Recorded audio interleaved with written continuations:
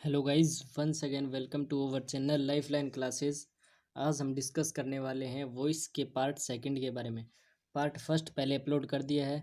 अगर किसी ने पार्ट फर्स्ट नहीं देखा है तो डिस्क्रिप्शन में लिंक दे दिया है मैंने, वहां से डायरेक्ट विजिट कर सकते हैं, क्योंकि फर्स्ट पार्ट के बिना सेकंड पार्ट है वो बिल्कुल भी समझ नहीं आएगा।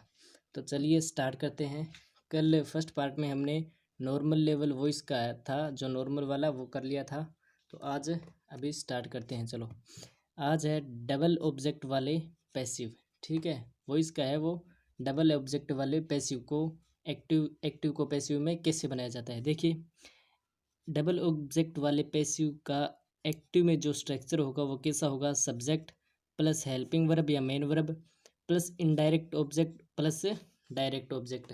यानी इनमें दो ऑब्जेक्ट मिलेंगे, डायरेक्ट ऑब्जेक्ट और इनडायरेक्ट ऑब्जेक्ट। ठीक है, जैसे एग्जांपल देखिए, he gave me a book. अब इसमें ही क्या है? सब्जेक्ट है। गेव क्या है? वर्ब है। मी क्या है? ये इनडायरेक्ट ऑब्जेक्ट है। और ए बुक क्या है? ये डायरेक्ट ऑब्जेक्ट है। ठीक है, इसी तरह दूसरा एग्जांपल है, टीचर टीच अस इंग्लिश। ये टीचर क्या है? सब्जेक्ट है। टीच क्या है? वर्ब है। अस क्या है?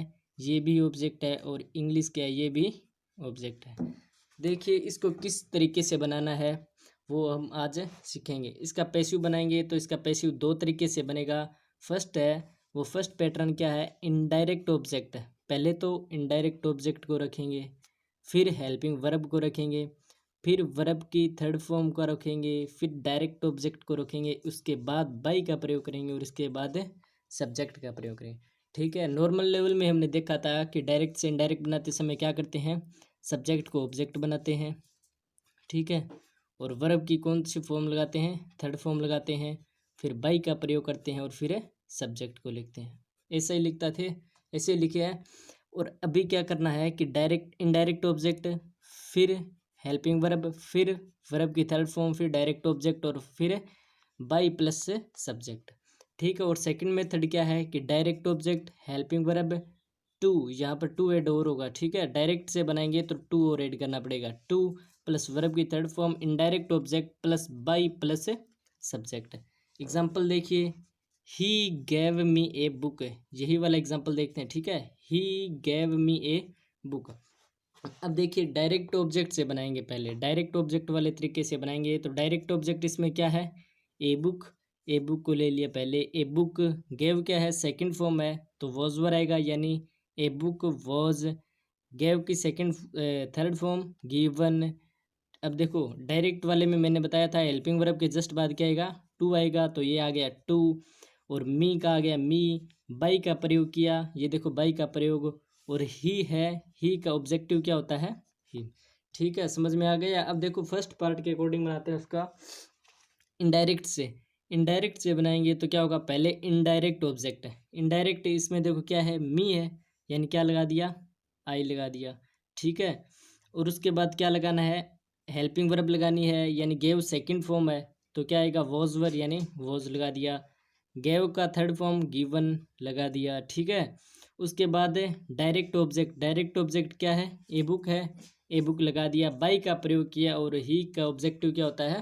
हिम होता है। आई होप ये समझ में आपको आ गया होगा। अब ये देखिए, मैंने क्या लिखा है? इनडायरेक्ट से पैसिव बनाना बेटर होता है। इनडायरेक्ट से वो है पैसिव बनाना, वो बेटर होता है। क्यों होता है? देखिए, इनडायरेक्ट वाले मेथड से करेंगे तो इनडायरेक्ट ऑब्जेक्ट रखा, हेल्पिंग वर्ब रखा, वर्ब थर्ड रखा, डायरेक्ट ऑब्जेक्ट रखा, फिर बाय रखा, फिर सब्जेक्ट रखा। ठीक है, लेकिन डायरेक्ट वाले मेथड में क्या होता है कि हेल्पिंग वर्ब के बाद टू लगाते हैं। इसमें थोड़ी सी गलती होने के ज़्यादा चांस रहते हैं। सो क्या होता है? इनडायरेक्ट वाले मेथड से क्या है? अच्छा रहता है। ठीक है, देखिए पैसिव, अब आगे है पैसिव ऑफ इंटेरोगेटिव। जो प्रश्नात्मक सेंटेंस होते हैं उनका पैसिव कैसे बनाया जाता है? देखिए, पहले करते हैं हम यस या नो सेंस वाले जो सेंटेंस है उनका पैसिव कैसे बनाया जाता है वो देखते हैं। ठीक है, देखिए एक्टिव में इसकी स्ट्रक्चर क्या होगी?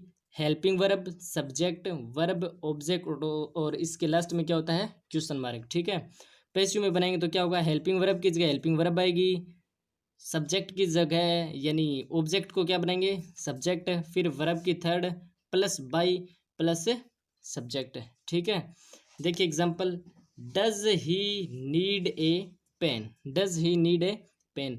अब मैंने बताया डू, ये हेल्पिंग वर्ब किस गया, हेल्पिंग वर्ब ही रखनी है। अब ये नहीं कि सेम ही रखनी है। अब डू डज आए तो क्या रखना होता है, इज एम आर रखना होता है। तो इस सेंटेंस के अकॉर्डिंग सेंटेंस में ही है, यानी वो क्या है, सिंगुलर है, तो इसके अनुसार क्या रख दिया, इज।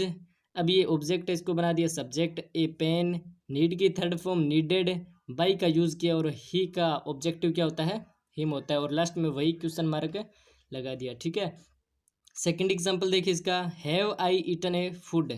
हैज़ है आ जाए, नहीं ये हैव आ गया, ये क्या है, हेल्पिंग वर्ब है। तो हेल्पिंग वर्ब से हमें वापस स्टार्ट करना है। तो देखिए आई क्या है, आई क्या है, सिंगुलर है, सिंगुलर नाउन है, तो इसके अनुसार क्या आएगा, हैज़। फूड के ऑब्जेक्ट है, इसको सब्जेक्ट बना दिया फूड। अब हैज़ या हैव आ जाए तो बीन लगाते हैं, तो फूड बीन। अब ईट है, ईटन है, वो यहाँ सेकंड है, तो यहाँ थर्ड फॉर्म ईटन हो जाएगा।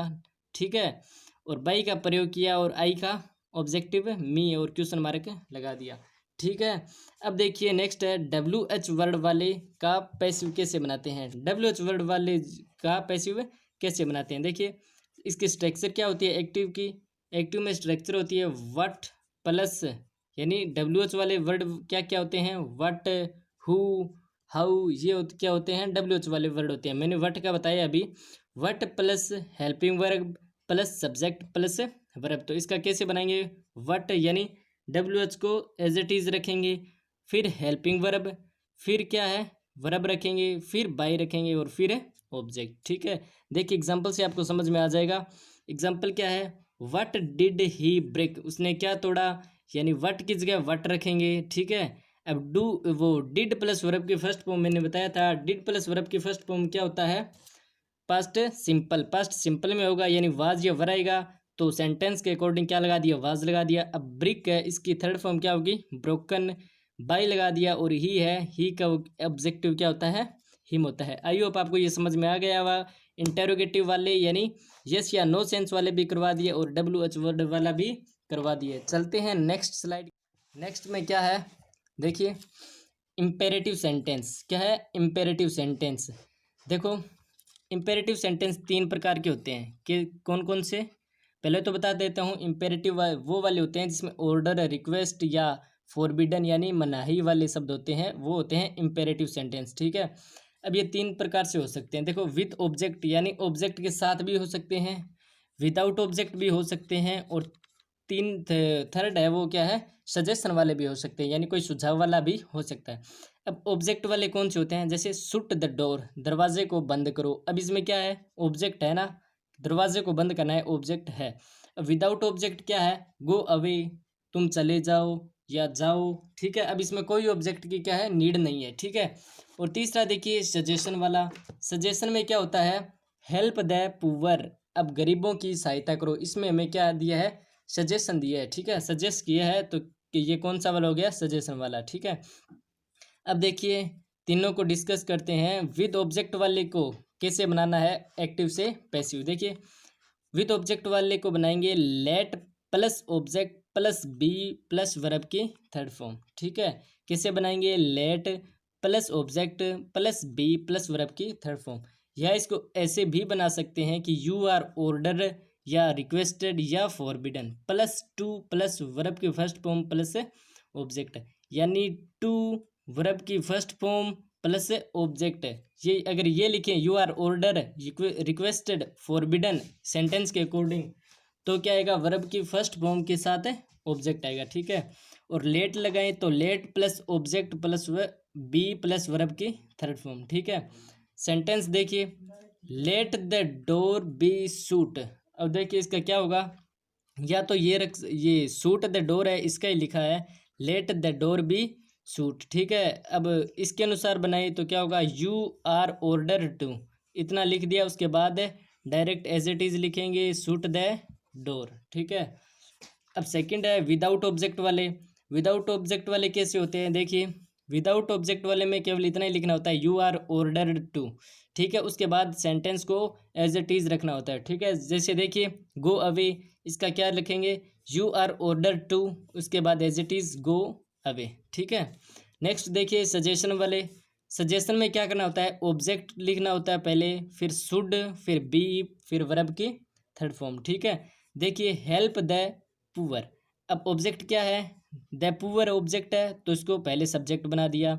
अब शुड का प्रयोग करना है, शुड का प्रयोग कर दिया। बी कर लिखना है, बी लिख दिया। और हेल्प की थर्ड फॉर्म हेल्प्ड लिख दी। ठीक है, अब इसका सेकंड एग्जांपल देखिए, लव द किड्स, बच्चों को स्नेह करना चाहिए। इसका देखिए द किड्स क्या है, ऑब्जेक्ट है, इसको सब्जेक्ट बना दिया। The kids should, should be, be. और लव का सेकंड नहीं, वो थर्ड फॉर्म कौन सा होता है, लव्ड होता है। ठीक है, अब देखिए आगे क्या लिखा है, अगर किसी वाक्य में, अगर किसी सेंटेंस में टू प्लस वर्ब की फर्स्ट फॉर्म हो तो पैसिव में टू बी प्लस वर्ब की थर्ड फॉर्म होगा। ठीक है, अगर किसी वाक्य में, अगर किसी सेंटेंस में टू प्लस वर्ब की फर्स्ट फॉर्म हमें दिया हो, कहीं हमें टू प्लस वर्ब की फर्स्ट फॉर्म दिख जाए तो पैसिव में बनाएंगे तो टू बी प्लस वर्ब की क्या होगी, थर्ड फॉर्म आएगी। देखो जैसे एग्जाम्पल दिया मैंने, एक्टिव में क्या है, I am to do it. देखिए इसका पैसिव कैसे बनाएंगे, इट ऑब्जेक्ट है, इसको रखा सब्जेक्ट इट। इज हमारा जाए तो इज, टू, टू, टू के बाद बी लगा दिया। और डू की थर्ड फॉर्म क्या होती है, डन बाई आई का ऑब्जेक्टिव में। ठीक है, लेकिन देखिए इसका एक्सेप्शन भी है, अपवाद भी है। कैसे, नोट, सामान्यतः टू प्लस वर्ब के फर्स्ट फॉर्म का passive to plus be plus verb की थर्ड फॉर्म होता है। ये मैंने यहाँ बताया कि टू प्लस वर्ब के फर्स्ट फॉर्म का passive to be plus verb की थर्ड फॉर्म होता है, परंतु हमेशा ऐसा नहीं होता। ऐसा कब नहीं होता, जैसे एग्जांपल देखिए, a teacher gave me a book to read. एक अध्यापक ने मुझे पुस्तक दी पढ़ने के लिए। अब पढ़ने के लिए दी, इसमें ये टू आया है, वो इस तरह यूज नहीं हुआ है जो इसमें हुआ। देखिए a teacher gave me a book to read. अब इसमें देखिए क्या है, मी क्या है, ऑब्जेक्ट है, इसको बना दिया सब्जेक्ट आई। गेव क्या है, सेकंड फॉर्म है, तो क्या आ गया, वॉज वर आएगा, यानी वॉज। गिव का given, a book, by by. और द टीचर। अब टू रीड है, वो as it is to read आएगा। मैंने यहाँ ऊपर तो बताया था कि टू प्लस वर्ब की फर्स्ट फॉर्म हो तो क्या लिखेंगे, टू बी प्लस वर्ब की थर्ड फॉर्म। लेकिन ऐसा इस प्रकार के सेंटेंस में नहीं होता है, इसमें टू वापस आता है। ठीक है, चलिए चलते हैं नेक्स्ट स्लाइड की ओर। नेक्स्ट में क्या है, अगर नोट लिखा है, लेट, बिड, मैक, हेल्प ऐसी वर्ब है जिनके साथ पैसिव में ऑलवेज टू आता है। ठीक है, ये बात रिमेंबर करना है, याद रखना है कि अगर सेंटेंस में लेट, बिड, मैक, हेल्प ऐसी वर्ब आ जाए तो इनके साथ पैसिव में हमेशा क्या आएगा, टू आएगा। ठीक है, अब देखिए एक और दिया मैंने, अगर एक्टिव वॉइस में हैज़, हैव या हैड कोई सा भी हो और उसके साथ टू हो, उसके साथ वर्ब की फर्स्ट फॉर्म हो, तो पैसिव कैसे बनेगा, हैज़, हैव, हैड, इन तीनों में से एक आएगा, फिर टू आएगा, फिर वर्ब की फर्स्ट फॉर्म की जगह क्या आएगी, थर्ड फॉर्म आएगी, फिर ऑब्जेक्ट। एग्जाम्पल देखिए, I have to do finish this work. अब दिस वर्क क्या है, दिस वर्क क्या है, इसमें ऑब्जेक्ट है, इसको क्या बना दिया, सब्जेक्ट दिस वर्क। अब हैज़ हैव आ गया तो सेंटेंस के अकॉर्डिंग मैंने क्या लगा दिया, हैज़ लगा दिया। टू का टू लगा दिया। अब वर्ब की देखो कौन सी फॉर्म लगानी है हमें, थर्ड फॉर्म। फिनिश की क्या होती है, फिनिश्ड होती है। ठीक है, सॉरी यहाँ पे टू बी भी लगाना होता है, टू बी भी लगाना होता है। ठीक है, फिनिश की थर्ड फॉर्म में फिनिश्ड बाई का प्रयोग कर दिया और आई का ऑब्जेक्टिव क्या होता है, मी होता है। आई होप ये समझ में आ गया होगा आपको।